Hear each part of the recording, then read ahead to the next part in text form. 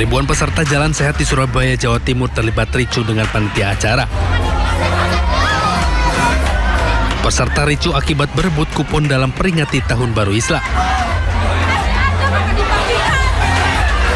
Dan itu peserta kecewa karena pembagian kupon sudah habis diberikan. Akibat antusiasnya acara dan berebut kupon, sejumlah warga berdesak-desakan hingga terinjak-injak sampai pingsan. Kericuan peserta diduga adanya berbagai hadiah atau door prize, salah satunya umroh. Sekitar 50% dari berjalan kaki nggak ada yang dapat. Yang dijelek-jelekan hobinya. Saya lihat barusan di pembagian konsumsi, ya di bagian konsumsi nggak dapat karena dapat kupon. Jadi maksudnya nggak dapat kupon, dapat kasihan yang jalan-jalan. Bapak Ibu sekalian lihat tadi ada sedikit crowded dan akhirnya kita putuskan acara ini walaupun tetap berlangsung, tetapi untuk pengundian door prize tidak kita lanjutkan. Dalam door prize yang dijanjikan penitia terbilang menggiurkan, mulai dari televisi, laptop, kulkas, sepeda motor, hingga paket umroh. Meski sempat ricuh, acara Jalan Sehat 1 Muharram bisa diatasi oleh panitia. Dari Surabaya, Jawa Timur, Rahmat Ilyasan Ainus melaporkan.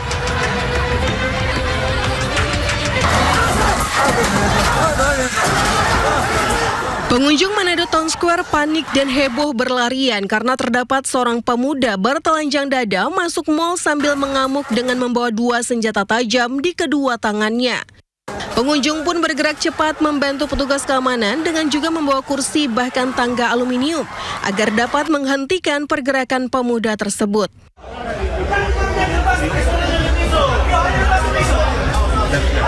Petugas keamanan dan pengunjung berusaha menenangkan pemuda yang terus mengacungkan senjata tajamnya. Bahkan pemuda yang alami gangguan jiwa tersebut sempat diamuk massa. Tim WRC Polresta Manado bersama Dit Sabara Polda Sulut serta pihak keamanan mal dibantu sebagian pengunjung berhasil menangkap pelaku dan pemuda berinisial MS dibawa ke Mapolresta Manado. Setelah diinterogasi, pemuda yang berbuat onar tersebut dibawa ke Rumah Sakit Jiwa Ratum Buisang, Kalasei karena hasil wawancaranya tidak terarah. Si awal, namun yang bersangkutan tidak cakap untuk menjawab beberapa pertanyaan, sehingga kami dari pihak kepolisian berkoordinasi dengan Dinas Sosial dan Satpol PP untuk tindak lanjutnya akan dilakukan tes kejiwaan di Rumah Sakit Jiwa di Kalasei. Hasil pemantauan atau dari personil kepolisian yang ada di Mantos bahwa hingga saat ini tidak ada korban yang terluka dari masyarakat atas kejadian tersebut. Kini aktivitas Manado Town Square berjalan seperti biasa.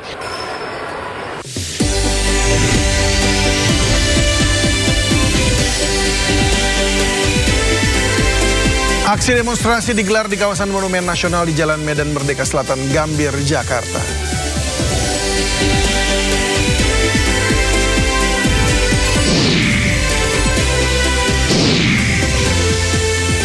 Advokat Elsa Syarif menyatakan mundur sebagai pengacara Sony Sonjaya. Menurutnya, Sony tidak jujur.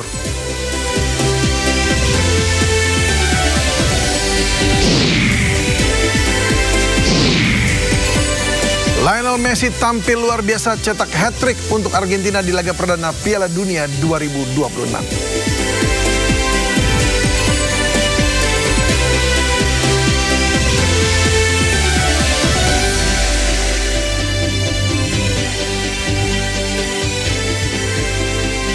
Halo, selamat sore pemirsa. Kami akan perbaharui informasi Anda terkait sejumlah aksi demo yang digelar di beberapa titik di Jakarta pada hari ini.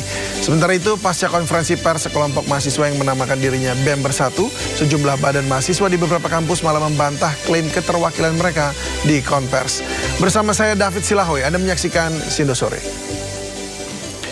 Sejumlah aksi demo kembali digelar di Jakarta pada hari ini di beberapa titik. Rekayasa lalu lintas diberlakukan situasional.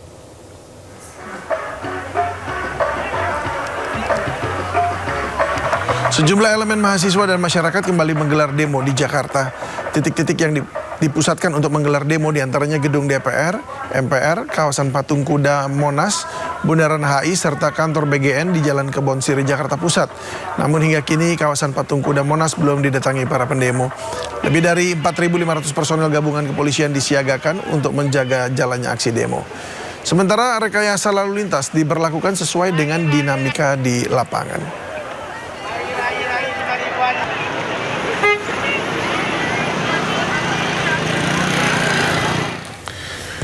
Arus lalu lintas sekitar Monas dialihkan untuk mengurangi kepadatan di sekitar lokasi aksi. Jalan Medan Merdeka Selatan, Gambir, Jakarta Pusat ditutup sementara.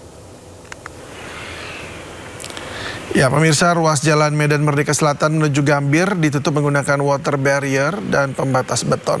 Sejumlah mobil dan bus milik kepolisian juga tampak berjejer di sisi jalan. Sementara itu, lajur dari arah berlawanan masih dapat dilalui kendaraan dengan sistem satu lajur. Arus kendaraan dari Jalan Medan Merdeka Barat juga dialihkan melalui Jalan MH Tamrin.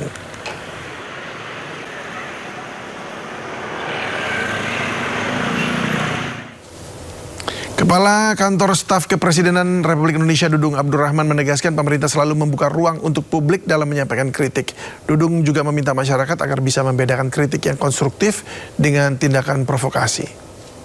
Indonesia tumbuh dari sejarah panjang, luka yang dalam, air mata, pengorbanan, dan darah pendiri bangsa. Kita pernah tercabik oleh pemberontakan PKI, DITII, RMS, G30 PKI, dan berbagai gerakan yang ingin mengoyak merah putih dari dada bangsa ini. Kita juga pernah terkoyak oleh konflik komunalistik hingga berbagai peristiwa sosial politik di Papua dan daerah lainnya. Di sana hati nurani bangsa pernah diuji. Bangsa ini tetap berdiri karena kita memiliki warisan luhur Bhinneka Tunggal Ika, Tanhana Dharma Mangrua. Berbeda-beda tetapi tetap satu. Tidak ada kebenaran yang mendua. Kita semua dituntut untuk lebih bijaksana dalam menyampaikan pendapat dan kritik. Pemerintah selalu membuka ruang untuk masyarakat menyampaikan pendapat termasuk kritik. Karena kritik adalah nafas demokrasi yang harus membangun bukan meruntuhkan. Jangan samakan kritik dengan provokasi, fitnah, dan adu domba yang dapat merusak persaudaraan kita sebagai bangsa. Pemerintahan Presiden Prabowo Subianto bekerja membangun Indonesia yang lebih kuat, adil, dan bermartabat.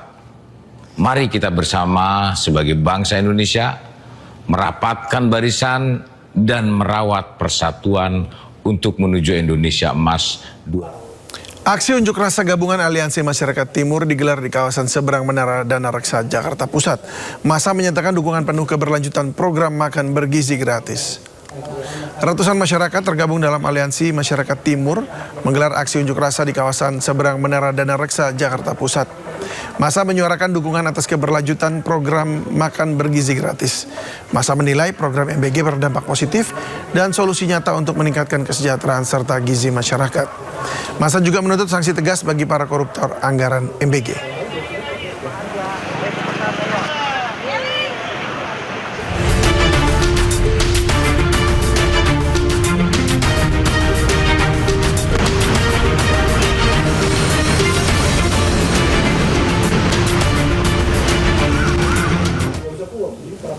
Mari kita simak pantauan arus lalu lintas sore ini. Kami telah terhubung dengan Brigadir Audi dari NTMC Polri yang kini berada di kawasan Patung Kuda, Jakarta Pusat. Selamat sore Brigadir Audi, bagaimana pantauan arus lalu lintas dari tempat Anda melaporkan?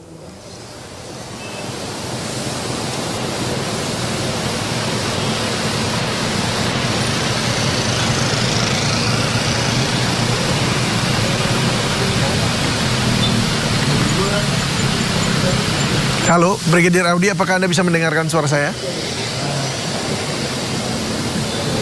Baik. Silakan laporan Anda, Brigadir Audi. Baik. Pemirsa, tampaknya masih ada gangguan komunikasi antara kami dengan Brigadir Audi. Kami akan menghubungi Brigadir Audi sesaat lagi. Kita ke informasi masih seputar unjuk rasa, pemirsa. Tidak hanya di Jakarta, aksi unjuk rasa juga digelar di sejumlah wilayah. Pengamanan pun diperketat baik di Semarang, Jawa Tengah, dan Surabaya, Jawa Timur.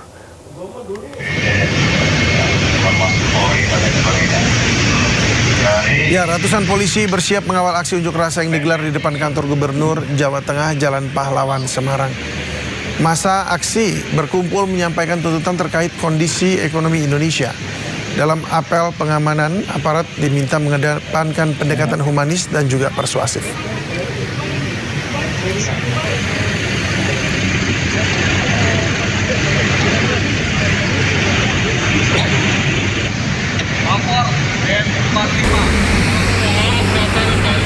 Ya, sementara itu di Surabaya, aksi unjuk rasa akan dipusatkan di gedung atau di depan gedung Gerahadi. Pengamanan di sekitar lokasi juga diperketat dan Anda bisa melihat ini dengan adanya kawat duri dipersiapkan, dan aksi unjuk rasa diikuti oleh ribuan mahasiswa dari Aliansi BEM Surabaya. Sejumlah tuntutan pun disampaikan, diantaranya perbaikan ekonomi hingga mendesak pengesahan RUU perampasan aset.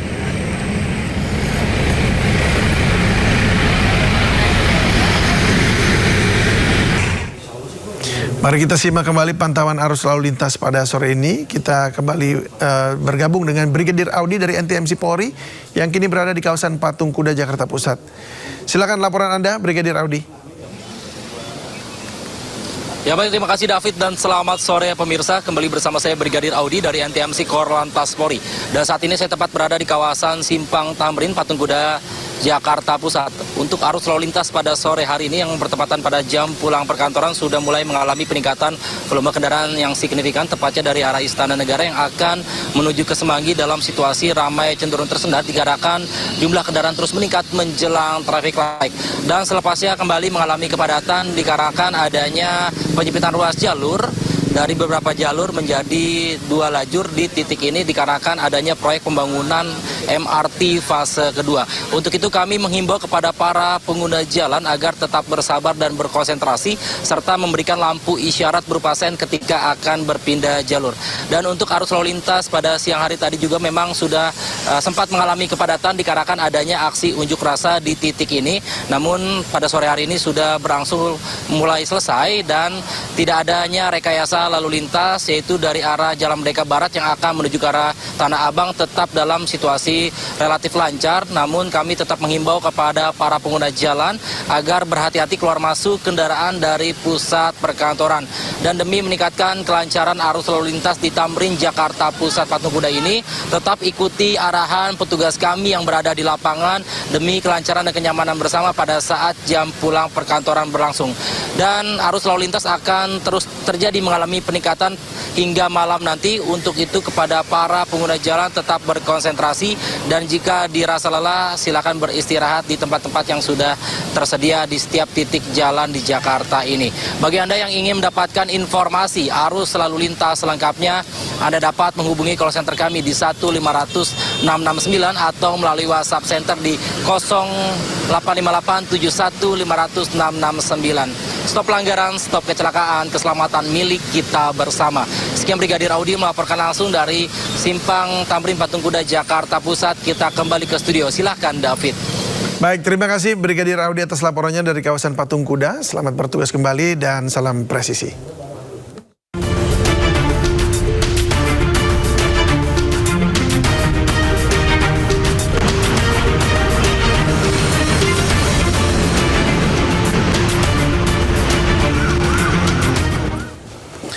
Sekelompok mahasiswa yang menamakan dirinya Badan Eksekutif Mahasiswa atau BEM Bersatu menyebut ada yang menunggangi gerakan mahasiswa.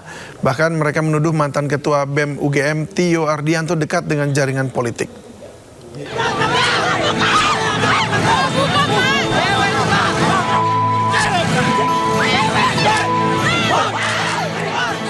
Sejumlah mahasiswa kerap menggelar aksi unjuk rasa selama beberapa hari terakhir. Unjuk rasa dilakukan di sejumlah wilayah di Indonesia dan menjadi sorotan. Sejumlah perwakilan mahasiswa yang menamakan dirinya BEM Bersatu buka suara. Mereka menyebut gerakan mahasiswa ini ada yang menunggangi. Kami melihat indikasi kuat keterlibatan aktor politik praktis dalam gerakan ini. Salah satu pimpinan aksi, Tio Ardianto, diduga memiliki kedekatan dengan jaringan politik tertentu. Mobil Fortuner yang digunakan diduga terdaftar atas nama Siti Nuraini, adik Letjen TNI Purnawirawan Setio Sularso, yang merupakan besan Jenderal TNI Andika Perkasa, tokoh tim pemenangan Ganjar Pranowo pada Pilpres 2024. Ketua BEM UGM, Tio Ardianto, langsung membantahnya dan mengklarifikasi terkait mobil yang digunakan dirinya. Siapa yang tidak khawatir Mas Andri Yunus yang seperti itu saja disiram air keras? Apalagi kita yang berbulan-bulan teriak maling berkompetisi, berbulan-bulan teriak presiden inkompeten, presiden yang tidak menghargai ilmu pengetahuan. Saya tidak ngomong bahwa saya lebih keras dari Mas Andri Yunus, tidak. Tapi bahwa potensi itu terjadi kembali pada saya itu ada. Sehingga adalah hal yang sangat masuk akal ketika ada saudara yang bersimpati, berpihak untuk meminjamkan kendaraannya. Dan karena memang adanya cuma itu, kalau saya berkepentingan untuk pinjam sendiri, saya pasti akan pinjam yang lain. Sementara itu, rencananya mahasiswa akan terus berunjuk rasa. Tidak hanya di Jakarta, namun juga di sejumlah daerah lain. Mereka menuntut perbaikan ekonomi di Indonesia.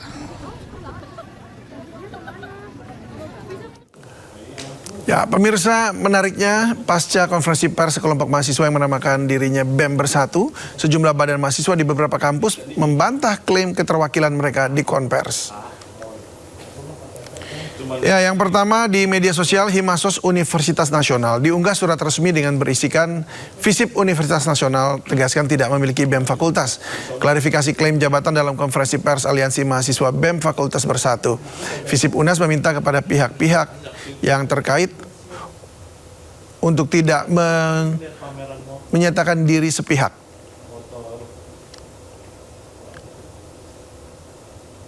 Dan tidak hanya itu, kolektif Aksi dan Budaya Mahasiswa UNAS juga menuntut permintaan maaf secara terbuka kepada Sivitas Akademika Universitas Nasional dalam waktu 2x24 jam atas tindakan pencatutan nama lembaga yang tidak eksis itu. Tidak hanya UNAS, pernyataan sikap resmi juga disampaikan BEM-KM Institut Setiami. Dalam rilis disampaikan ada dugaan penyalahgunaan nama BEM-KM Institut Setiami dalam press conference.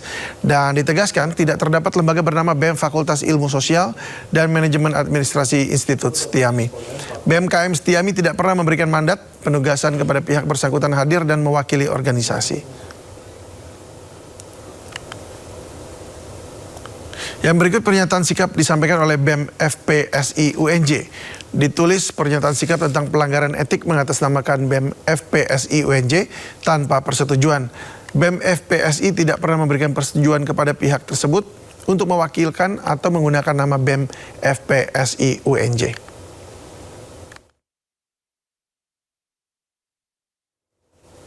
Forum diskusi publik yang digelar di UGM dihadiri Kepala BPN Nusron Wahid, Wakil Menteri Pertanian Sudaryono, dan Kepala BP Taskin Budiman Sujatmiko diwarnai ketegangan. Situasi memanas setelah sejumlah mahasiswa tiba-tiba merangsek naik ke atas panggung. Lah kamu masuk, ya udah usah. Oke. Suasana diskusi di Atrium Joglo Gelanggang Inovasi dan Kreativitas Universitas Gadjah Mada memanas. Acara itu dihadiri oleh 3 anggota Kabinet Merah Putih, yakni Menteri ATR BPN Nusron Wahid, Wakil Menteri Pertanian Sudaryono, dan Kepala BP Taskin Budiman Sujatmiko. Dalam diskusi itu, sejumlah mahasiswa menyampaikan kritik terkait isu pertanahan, dugaan penggusuran, kenaikan harga BBM non-subsidi, hingga sejumlah permasalahan yang terjadi di tanah air. Namun di tengah forum yang sudah berjalan sekitar 30-40 menit, tiba-tiba suasana memanas dan tidak kondusif, sehingga acara pun dibubarkan. Wakil Menteri Pertanian Sudaryono memberikan klarifikasi terkait insiden yang terjadi dalam diskusi tersebut. Menurutnya, sejak awal ia dan para narasumber membuka ruang seluas-luasnya bagi mahasiswa untuk bertanya maupun mengkritik kebijakan pemerintah. Saya, Pak Nusron, dan Pak Budiman, ya, hari ini kan kita mencoba untuk bisa berdialog dengan semua pihak, khususnya pihak kampus, dan kami datang ke UGM, ya, dan sudah direncanakan lama. Kemudian juga kita sudah izin dengan pihak UGM-nya, pihak berwenangnya, dan ini bukan event yang pertama. Kemudian ya kita jelaskan, intinya adalah kami bertiga hadir untuk secara demokratis kita berdiskusi, ditanya apa aja nggak ada masalah. Kita ditanya apa aja nggak ada masalah. Dihadiri kayak apa aja kita oke, nggak ada masalah. Jadi kita udah jalan bagus, kemudian ya ada diskusi di situ gitu. Nah kemudian ada sekelompok orang kemudian mengganggu dan tidak menginginkan adanya dialog itu. Para narasumber juga menyampaikan permohonan maaf kepada mahasiswa yang hadir dengan niat berdiskusi namun tidak dapat mengikuti forum secara optimal akibat situasi yang terjadi. Tim Liputan iNews melaporkan. Mantan Ketua BEM Universitas Gadjah Mada periode 2025, Tio Ardianto menjadi sorotan karena menemukan alat pelacak di mobilnya. Ini ya? Ya, betul. Wah. Teman-teman sekalian, bisa dilihat, ini adalah alat pelacak yang namanya PBX Finder. Saya tahu ini karena muncul di notifikasi ponsel saya. Kemudian tadi kita cari dan kita temukan alat pelacak ini ada di bawah kendaraan. Video yang diunggah mantan Ketua BEM Universitas Gadjah Mada periode 2025, Tio Ardianto, viral di media sosial. Dalam video ini, Tio memperlihatkan terdapat benda hitam yang menempel pada rangka bawah kendaraannya yang diketahui PBX Finder. Tio mencari alat tersebut usai muncul notifikasi bahwa ada PBX Finder yang bergerak bersamanya. Diketahui PBX Finder ialah GPS mobil untuk rental mobil yang berfungsi memantau lokasi real time guna mencegah pencurian dan terkait aturan batas wilayah.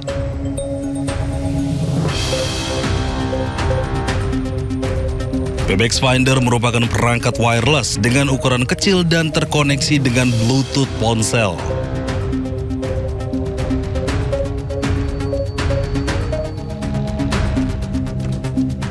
PBX Finder merupakan kategori GPS portable, memiliki kartu GSM dan mampu melacak dalam jarak ribuan kilometer dengan deviasi atau ketidakakuratan jarak kurang lebih 5 hingga 20 meter.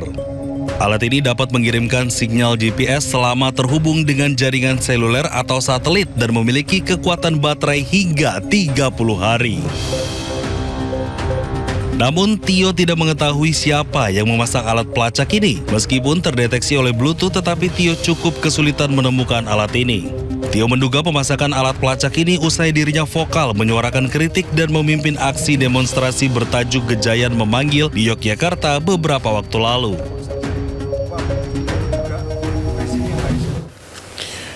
Presiden Prabowo Subianto memanggil jajaran Kementerian Haji ke kediamannya di Hambalang, Bogor. Ada ini bang. Menteri Haji Muhammad Irfan Yusuf dan Wakil Menteri Haji Daniel Ansar Simanjuntak tiba di Hambalang sekitar pukul 2:30 pada siang tadi. Selain itu hadir pula Menteri Sekretaris Negara Prasetyo Hadi. Saat ditemui awak media, Mensesnek menyampaikan bahwa salah satu agenda dalam ratas hari ini adalah membahas evaluasi pelaksanaan haji.